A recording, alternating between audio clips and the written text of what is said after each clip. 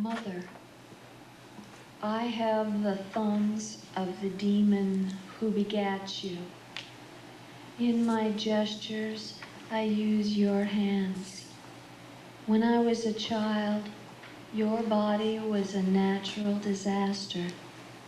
Whole towns swept into the sea while your voice sang from another room. When I was young, I was afraid you would die at work, waiting tables, and your body would be lost. You of the rubber girdle, punching your hips in a mirror, strawberry blonde wigs, movie star sunglasses, I have your bones. After the last baby, your thoughts were broadcast live over the PA system at the supermarket. Some days you could not feel your arms. You could not go outside. And when my rabbit died, you called to God to take you instead. A woman's life, you told me, is a used car lot. You twisted the edge of your blouse, facing doom, which led to Dr. Swenson's huge electroshock practice, sending home the shocked in a cab with their addresses pinned to their shirts, smoke still spiraling out of their ears, teeth jarred, eyes empty. 17 sessions with the curling iron, and after they ran over you with a train, how did you feel? Beaten? Snake bit? At fault? I don't know what I did, she said, but I'll never do it again. How can you fear I will abandon you? It is your feet I bathe daily, your thumb that holds my spoon, your voice in my laughter, your unexpected generosity, your throat and tears, your mouth when I simply cannot stop this weeping.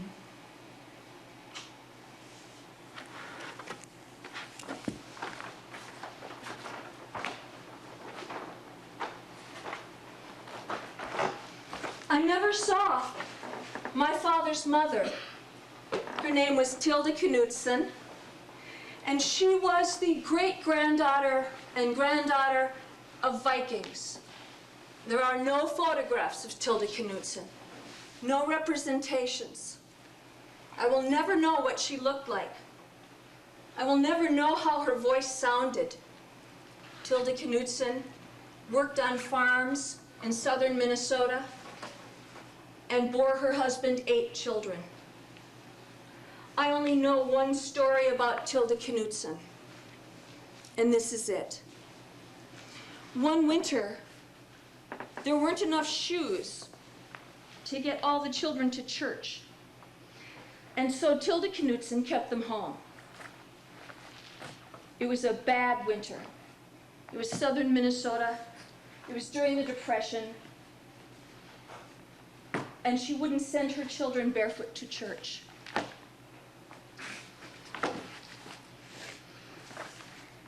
When spring came, Tilda hitched up the wagon,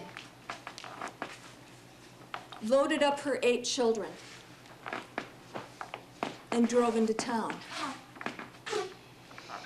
When she got there, the priest asked her, "Where have you been all winter?"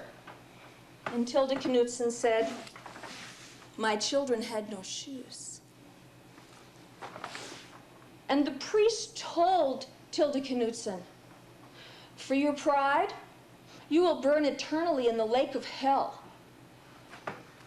And Tilda Knudsen, granddaughter and great-granddaughter of the Vikings, said, "No, I won't. I quit. I'm going across the street and I'm joining up with the Lutherans." And Tilda gathered up her 8 children, and they walked out of the church and they went across the street and they joined up with the Lutherans.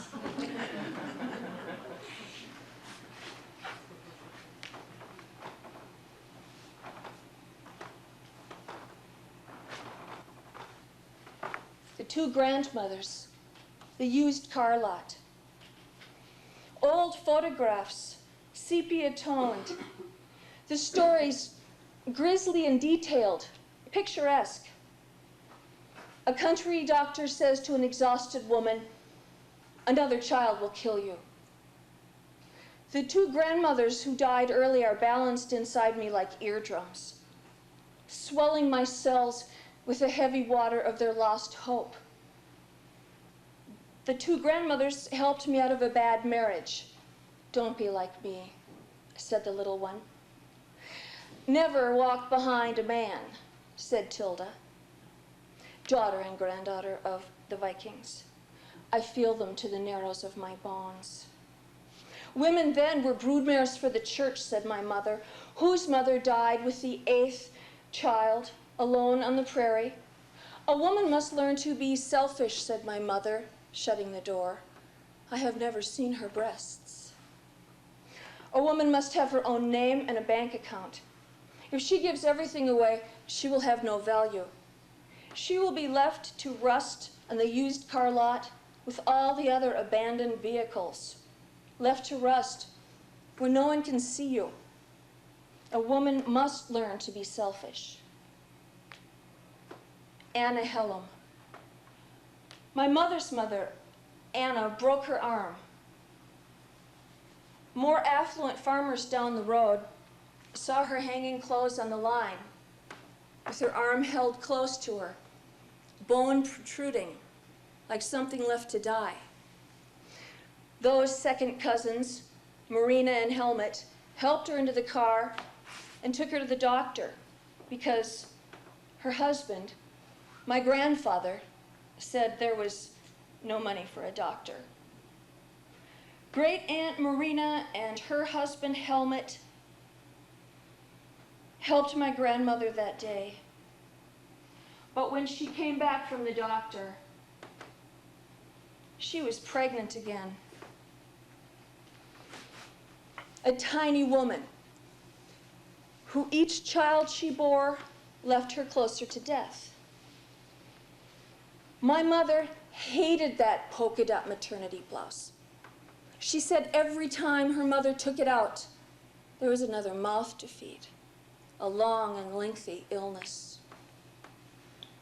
Anna's sisters went together to buy her a diaphragm. For 5 years, there were no new babies, and then the diaphragm got a hole in it.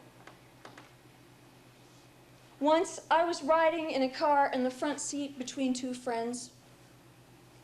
We rode past my grandfather's house, and I told them the story of Anna Hellum. And they said, "How did she die?" I said, "He fucked her to death." And they were appalled. What word would do better? Duty? Wife? Love? For a man who continued to impregnate a woman when each pregnancy brought her closer to death? My mother called him a demon. When my mother's father came roaring home from town, the children all crawled out the back windows of the farmhouse and ran into the cornfield to hide.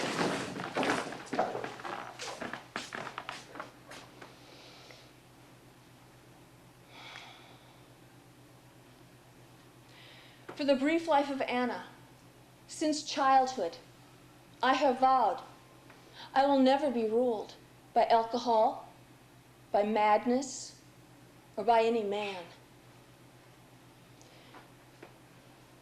When her mother died, my mother gave the 2 youngest children to Marina and Helmut, who asked for these boys. Remember them. These boys are important and they will show up again. Their names were Donnie and Polly, my uncles. Could someone write this down for me? I'm trying to make sense of my life. In the background of Marina and Helmut's farmhouse, where the two boys went, was Irvin Dwyer, defiler of children. My mother said, well, all the girls knew not to go for a ride with him in the wagon or go into the barn with him alone. But we didn't talk about things like that in those days. But no one warned those boys. They return as teenagers to babysit my brother Tommy and I, while my parents danced at the Flame Bar on Nicollet Avenue.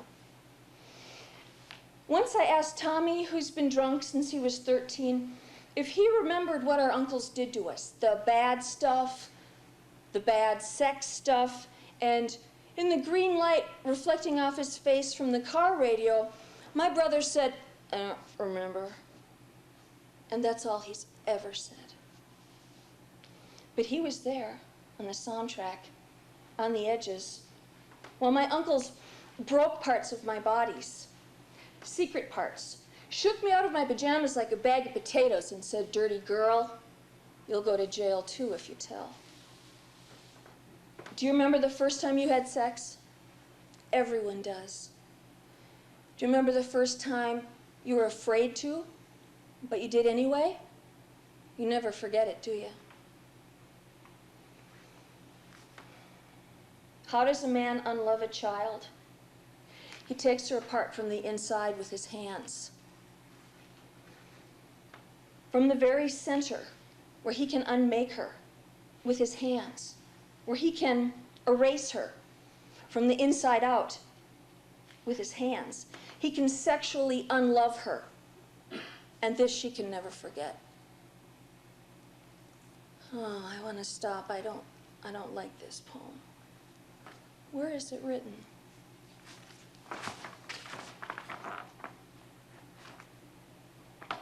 My mother worked all week for a family in exchange for 2 bags of oranges. Well, anklets were all the rage in 1930. And so my mother asked if she could have cash instead of the oranges so that she could buy her mother a pair of anklets. But when she got home, Anna was dead, having given birth to her 8th child alone on the farm. 4'8", 85 pounds, 30 years old.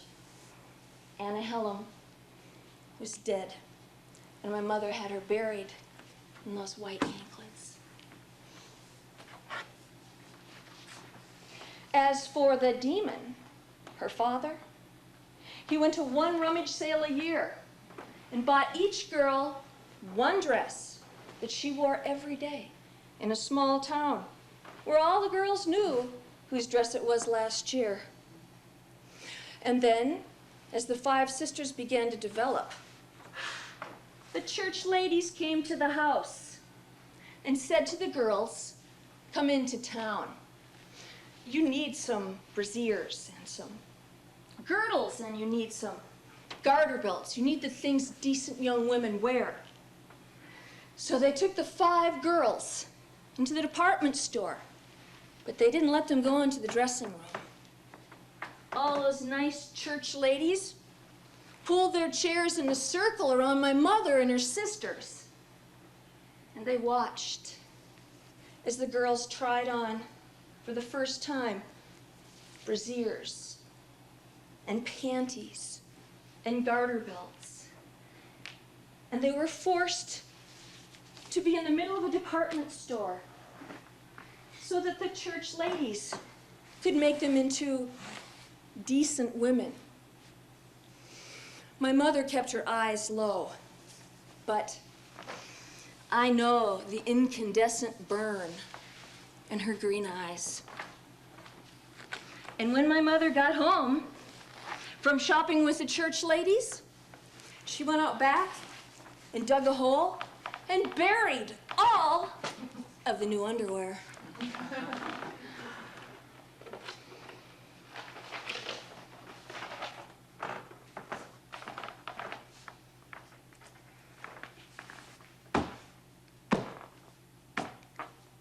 Who Frankenstein is to me, and why I have this big head dream. Frankenstein is coming up the stairs to get me, dripping mud, arms straight out like the corpse he is, and I run bed to bed. Then I dream the room is too small for my head. I dream from my little bed. I rise and swell like bread. First my hands, too big for the room. Then my head swells, spills over. I dreamt things were too big and too small for years. My head, his hands. See, this is who Frankenstein is to me. It's Uncle coming up to bed. Then comes the dream of the big head that gets too big to stay in the room. The hands are too big to stay in the bed, see? This is who Frankenstein is to me. I have heard his bone breaker step for years. Then he gets into the bed with his oily voice. I have the dream that my head is not right. I remember it like somebody put Mickey Mouse gloves on a real man. Big cartoon hands, bug-out eyes, giant round thumbs. The wrong hands. A toy in his pants, or a small pet. When they ran out of human parts, they used animals. A rat's heart, a lizard's mouth. Think of him as a dead man using borrowed power tools.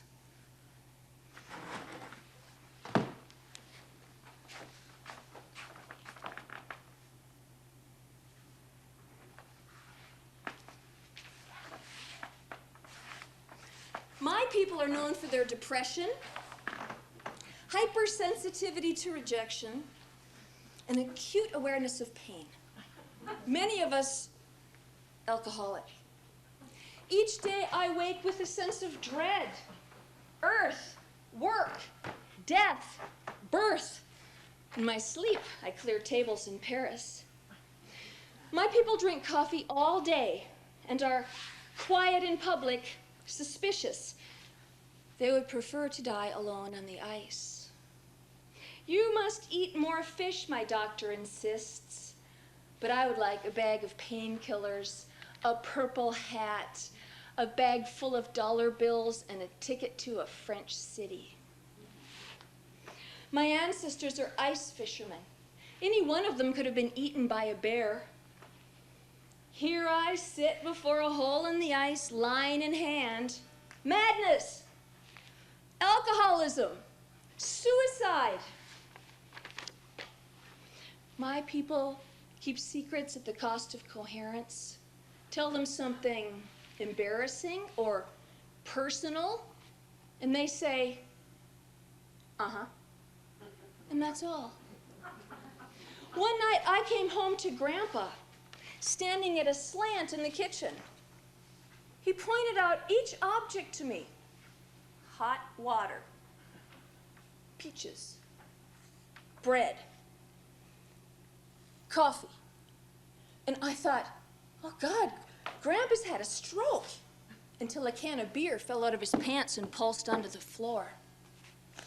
My people sleep too deeply to awaken, lying on the couch, drinking whiskey from a Pepsi can, escaping religion and poverty.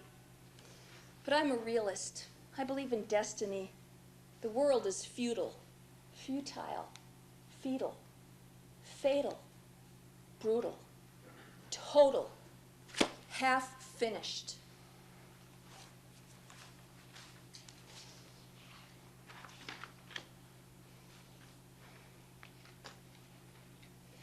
This is the loneliness of my brother. Today I saw a woman sitting alone, laughing at what she held in her glass. My brother laughs alone in a room behind a closed door. This is the loneliness of my brother. I dreamt we were fighting, and I threw him against a brick wall until there was nothing left but an empty pair of pants. This is the loneliness of my brother.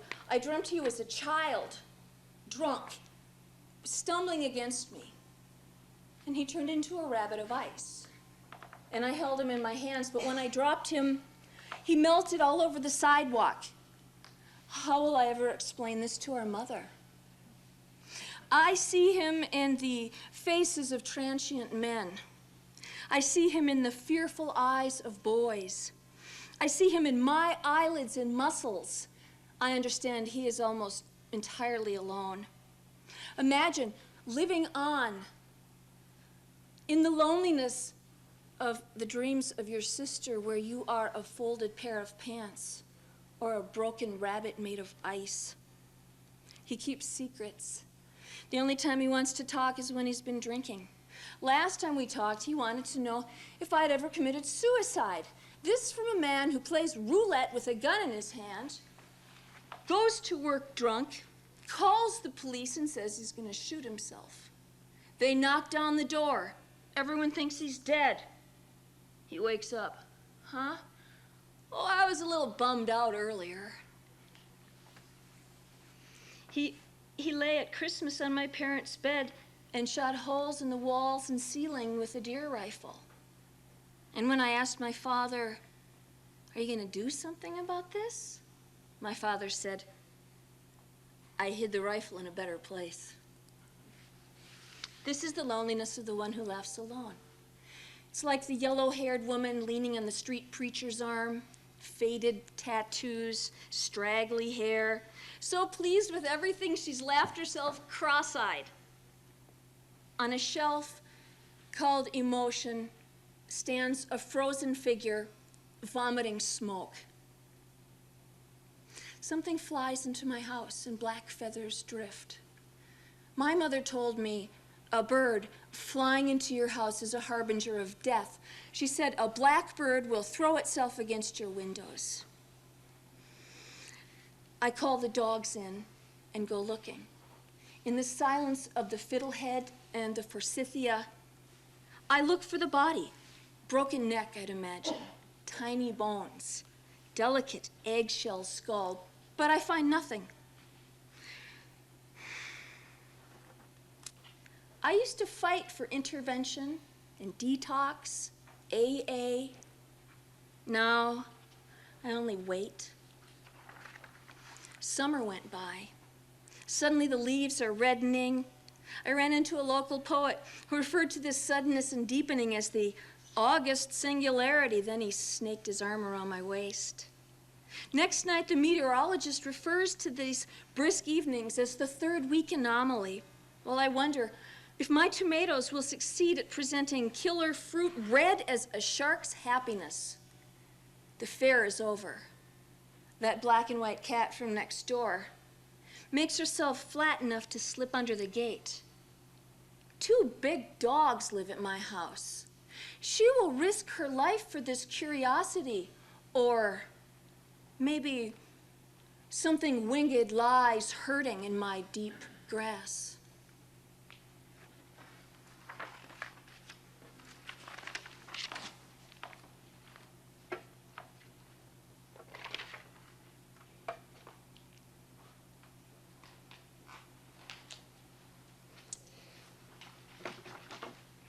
Now, I'm going to attempt to describe Beatrice.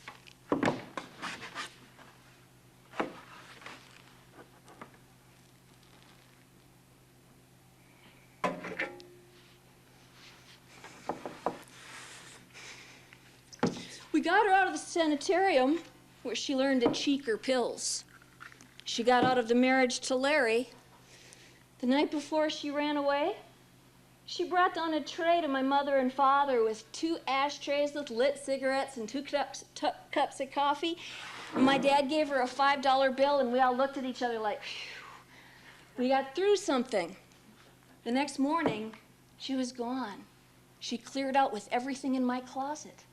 Carnaby Street hip huggers, granny purses, granny dresses with matching chain purses, loud orange and yellow floral polyester blouses. She was my aunt, but we wore the same size. We didn't hear from her for 6 months. And then my Aunt Geraldine called to say, Beatrice turned up in Oklahoma City, bruised, broke, and redeemed. Then she married a banker. She began raising Rhodesian Ridgebacks and German Stuthounds. I asked her about that time when she ran away and took all my clothes. She left the guy that beat her up on the honeymoon. She went to California with 2 men in a stolen car. Her mother died when she was 5, and then her father took her into his bed. He entered her in beauty contests and dressed her like a woman. When she was 15, she discovered men. He disowned her. He never saw her again. They held up gas stations all the way to LA. No, she didn't hold the gun. She just drove the car. But on the way back, something bad happened with one of the guys. So she jumped out of a moving car in Oklahoma, picked the gravel out of her wrists, and hitchhiked to her sister's Geraldine's. After that, she only dated cops. She had a little dog she called Capizio. She could lasso a man from afar with her cobra eyes. She could draw him towards her like a curling vapor of smoke. Later, she became an atheist who raised talking birds. She had some children with the police. One guy did something or other. She cut his uniforms, shoes and all, into 2-inch piles outside their apartment door. She had a baby that died in her womb. She lived in housing projects just north of the city. Her boy up and nailed all of his toys to the bedroom walls and then drove a shelf of nails to rest his rubber balls. Her girl hid out in the laundry room instead of going to school. Her girl called every man daddy.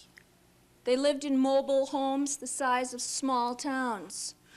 The girl inherited her mother's unfortunate taste in men. I went with my aunt to AA, an alcohol rehab. But first, we almost ran away with our cabbie. We learned together in AA. First, she started cleaning houses. Then she learned to build them. When I was a child, I was afraid of her parties and her boyfriends. She gained and lost hundreds of pounds and carried a 6-pack with her like a purse everywhere. Most of the time, if my friends and I were driving too fast or drinking and we got pulled over by the police, they dated my aunt and they let us go. The baby that died in the womb was induced. And when the hospital staff said only her husband could go in with her, I said I was him. At Christmas, she borrowed her boyfriend a cop's car briefly and threw it into forward and then reverse, smashing both cars behind and in front of her. She turned on the siren and the red light. We stood on the front lawn in the snow at Christmas Eve with the red lights shining around the neighborhood and the siren roaring and her boyfriend, the policeman, running back and forth outside the car trying to get her to stop. She was a ball. We were all of us afraid of her. When she went to treatment, she was smarter than any of the doctors. Funnier, too. And she could wrap her gaze around a man and make him blind. Then she married the banker, and once in a while she'd run away and double date with her daughter. The daughter had a boyfriend who went to jail. The banker bought Beatrice more dogs and then birds, great huge parrots with 80-year lifespans. So the dogs got moved outside. The daughter's lover got out of prison and they all moved back in together. And her grandson tore the heads off all of his toys. I miss her. We had a falling out at Christmas. She wanted to go home with the band. And in that parking lot, I wrestled her into my car. I haven't heard from her since. She had this little dog named Capizio. She could carry him in her purse.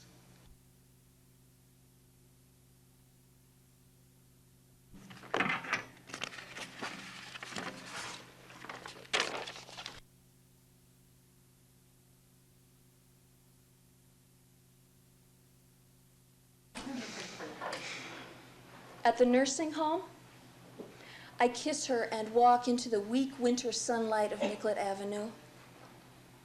And when I lick my lips, I can taste the milk she was drinking when we said goodbye. That butterfly in physics moves its wings, and something happens across worlds. I always knew that sweet milk was there. The first afterlife Arlene dream. I am walking up the steps to my parents' house, and I look at her stucco house next door. It's the same, but it's empty now. I look, and I see someone has left Arlene's Bible in the dirt beneath the bushes. And then I realize she has left it there for me. In this dream, I never do get to see her face or hear her voice, the way she used to gasp when I called long distance, the way she made over some of her dresses for me, when all of my clothes were lost in the terrible fires of my adolescence.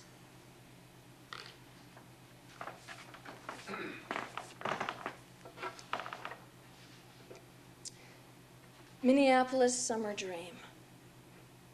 When I come to the door, Arlene is sleeping. I'm getting used to her skeletal appearance.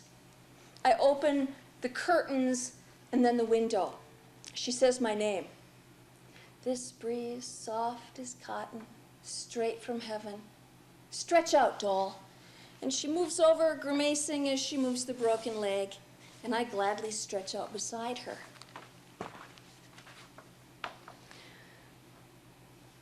We see a translucent daytime moon, and I know now for the rest of my life, wherever I go, I will see the moon and think of her and I lined up on that bed together. The moon, a tattoo I wear behind my eyes. Soon the nurse comes in to close the windows and look at my dress, how the buttons and back gape lying in this prone posture, how rough my feet are in this clean bed. Arlene and I are real, but we are not possible. We are between death and the West. This is how we always said goodbye, lightly, quickly. So long, next time. We never said farewell. But this time, she says, when you leave, you take the earth with you. Her head drops back on the pillow, delicate bones of the skull. And I think, because we have cried together, we have already said our goodbyes. But she gasps and weeps. My beautiful, loyal friend. I have to calm myself. I will imagine that she is asleep.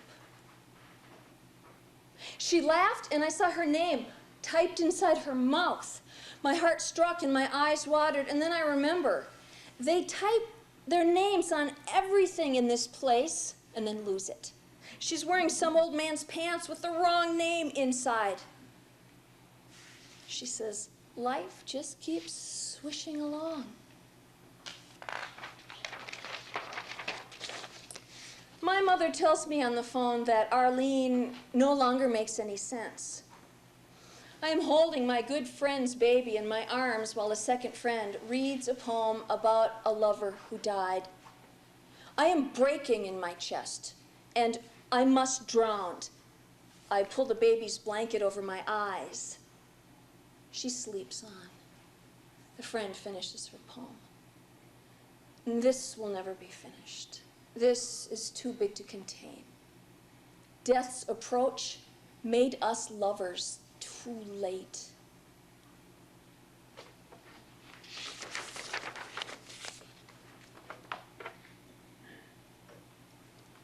At 5, I landed in the backyard beside her, already a ruined woman of a child. I think too much. My nerves are like a pile of leaves in a wild wind. First, a dog comes through, and then a child thrash and scatter. But I see her in the faces of newborns. I wait in my dream on her front lawn, but I know her house has been gutted. I see her in the faces of newborns. I wait in my dream for her. When she slept, I crept into her bedroom to look at the picture of the children jumping off the dock into the lake, and I could never be sure if she was alive. Arlene, your gardens lie beneath the old yard, the old walls, and the ruins of our kingdom. Nothing to fear. That is what we told each other. But I could see death's smile in hers. And so I tried to teach strangers to love her, but I had so little time. There was a delicate Somali man who brushed her hair. She had a dream the nurse's aide ate all her chocolate. The earrings weren't stolen, they were sold. Everything in her house sold on the first day. That which was never born never dies. Swings time-wise through the promiscuity of death like a wedding dance.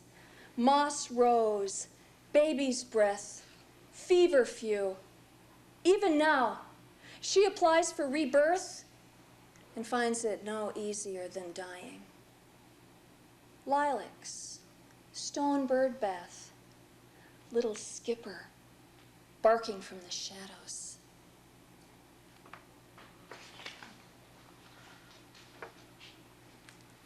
In dreams, you are everyone, except, of course, for the dead. They are always themselves. She came back to me briefly with a map. She used to say we would last forever. She used to say we were a going thing, doll. You and me and you. The land on the map was bright green and the coast unsteady. It was drawn in Crayola on a piece of cardboard. She pointed first to her country and then to mine.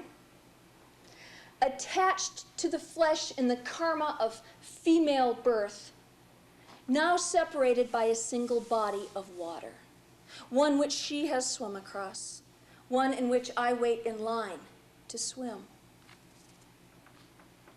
Did I say how bright the colors were? How unsteady the hand? Specifics on this map aren't the kind of thing you can look at directly. You have to look sidelong, like an eclipse or a mad dog. There was no north or south, but she said something about the volume. There was no control. This bothered her greatly, and she asked me to do something about it. Once she said she would always be with me, even after death. She said, "Oh, I won't bother you, but I'll be there when you need to make a decision, and then you'll feel me. If you turn the cardboard map in another direction, all bets were off. No X for treasure, no key." I suggested we go for a ride in her car. But Ruby and Esther wouldn't let her. "Come back, dearie," they whispered. pulling her into the darkness. "Do something," she said. I turned to fiddle with the volume, but there was no control. I wanted to ask her something, but she was gone.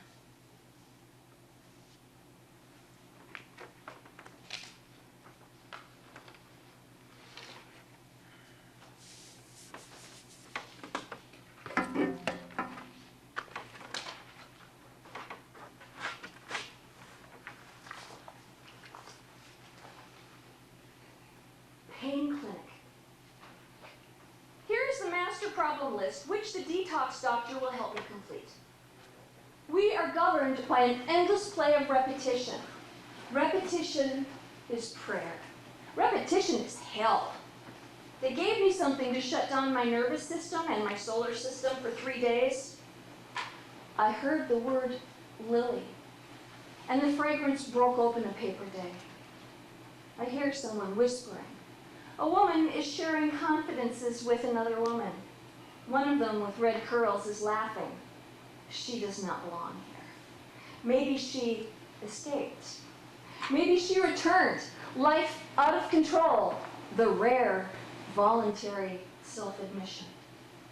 The phone rings from the nurse's station incessantly. When they answer, it is with great secrecy. There will be no visitors. They will not even admit I am here to my husband. I can see by the change of light that the workmen out the window will soon break to go home. At this time, in the hospital, when the hour of the dog spirals into the hour of the wolf, the night nurses come, and they are all large, unsmiling men. The other addicts are pacing the halls. They're in street clothes and jackets. Their earrings and tattoos suggest they have negotiated the other side of the rock before. I am a bit player in this house of pain, this practice of sobriety. But sometimes even the smell of lilies is oppressive. The scent of the flower enters my withdrawal, my vital signs, my dreams of antiquity and the dead I have loved. On the second night in detox, I dream I'm at a long dining table. Arlene is sitting next to me. White hair coiffed, heels, stockings, evening in Paris perfume. I don't look at her or speak. I don't need to. I am so glad she is here. One of the Greek statues looks my way and his face cracks open. I have never seen eyes that color. The young felons stand on the smoking deck, the moody women, and finally I join them. They ask why I'm here. I say, headaches, and they laugh. They have headaches too. I say, addiction to painkillers from my doctor, and they laugh again. All of us, they say, headaches, broken souls. What are those workmen discussing outside? Why dig those holes? Where will they put the dirt? It looks cold out there. They've pulled their hoods up over their heads and their hands are in their pockets. I wonder if they know. From my room, I monitor their every movement, their every freedom. Late one night, I hear the nurse whisper into the phone, "We have 5 cancers here." Cars speed past a desert highway. If I can wait long enough for the mountain to move, I can see the far land. They tell me here there is no way to fight the pain. All you can do is choose how you will respond to it. If you breathe properly, they say, your fist cannot stay clenched. But my head is not a fist. My head is not a weapon. There was no wind, no sound, just this. Great sections of the sky exhaled and shifted in solidarity. Like me and my friends on the smoking deck. Solidarity, it's us against the nurses. At night, when the male nurses come in with the flashlight, I am dressed for sleep in slip, dress, jacket, tights, and shoes. I do not understand the nature of addiction, my voluminous appetite for narcotics. My mother's side of the family, sad and drunken Norwegian ice fishermen, suicides, 17 pregnancies, cars careening out of control on gravel roads. There was blood streaked all the way across those cupboards. Their wan return to the kitchen. Under control. Electroshock. Whose control? We don't learn our lessons easily, but we remember every punishment. I do not understand the nature of addiction. I can run hot and cold at once, sweating and my muscles convulsing. All you can control with pain is your response to it. At the clinic, they asked me to write this down so I can better remember. Arlene sits silently, beautifully beside me. The Greek statue looks my way, those impossible eyes. Time here is defined by three things: sleep, light, and dinner. I can drag my face against this window glass, hoping to flag down a ride. Being in this place is like driving a desert. In the beginning, you wonder about the arid and unchanging landscape, the fierce outcroppings of rocks. You wonder, who could live here? Why would they choose to stay here? And then at night, the traffic dwindles and a single truck lurches by. Then every morning, it begins again. That same hillside, desolate, devoid of life.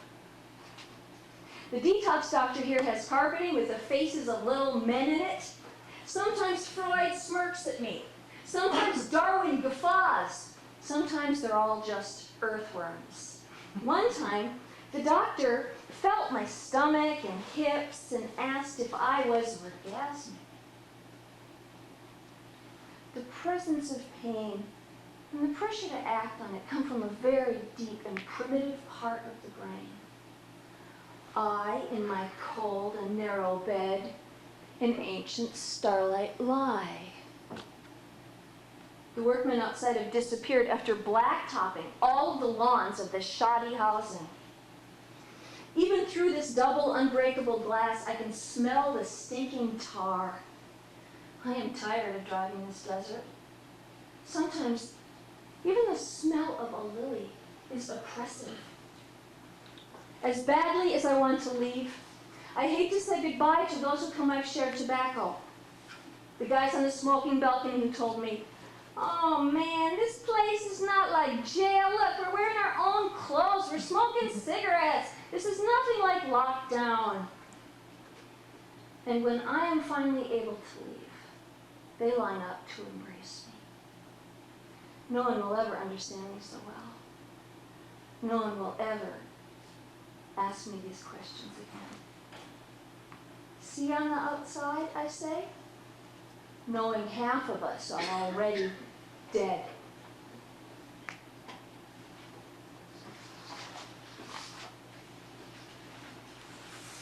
The third week in July of that last year, when she was still in the nursing home and we both thought there was a chance that she'd get out, go home, wear her own clothes, lay in bed, review her own ceiling, we played fast and loose with mortality. We made plans to get an apartment together, go out for sweet and sour. By then, she was already formulating her theory about Joe, her husband, who had been dead for 10 years, how he kept wheeling himself to the door of her bedroom and staring at her silently. One afternoon, I convinced her to roll out to the lounge. "You can meet some people," I wheedled. "Make some friends here." So there we sat, all of us. Mid-afternoon, lunchtime formation. Dozing and shouting and suspicious and drugged, sedated in front of the TV, hunched over in wheelchairs. And the entertainment lady made popcorn and poured Kool-Aid into Dixie cups. Arlene tried to give her popcorn to dead Joe, who did seem to stare at her in a wordless, meaningful manner. But his real wife pushed the offer away. Arlene looked at me and shrugged. Sometimes she was like a bright bird, perched momentarily. I held my Kool-Aid up in her direction, and I said, "Cheers, Arlene." and she lifted her eyes, and she lifted her cup, joie de vivre and a white cloud of hair, while around us, every soul lifted his or her Dixie cup, as though they had reason to love, as though they once had reason to be loved.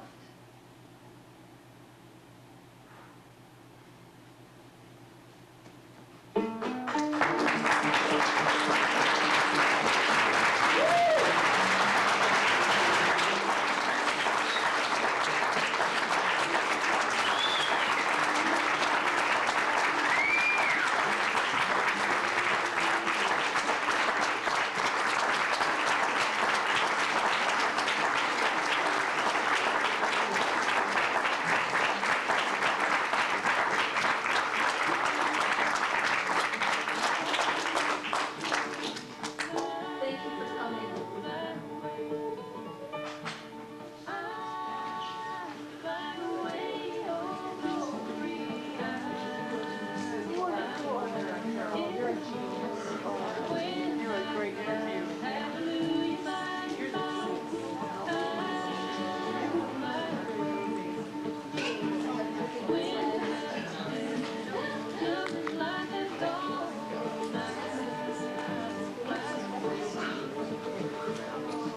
Oh, it's so moving.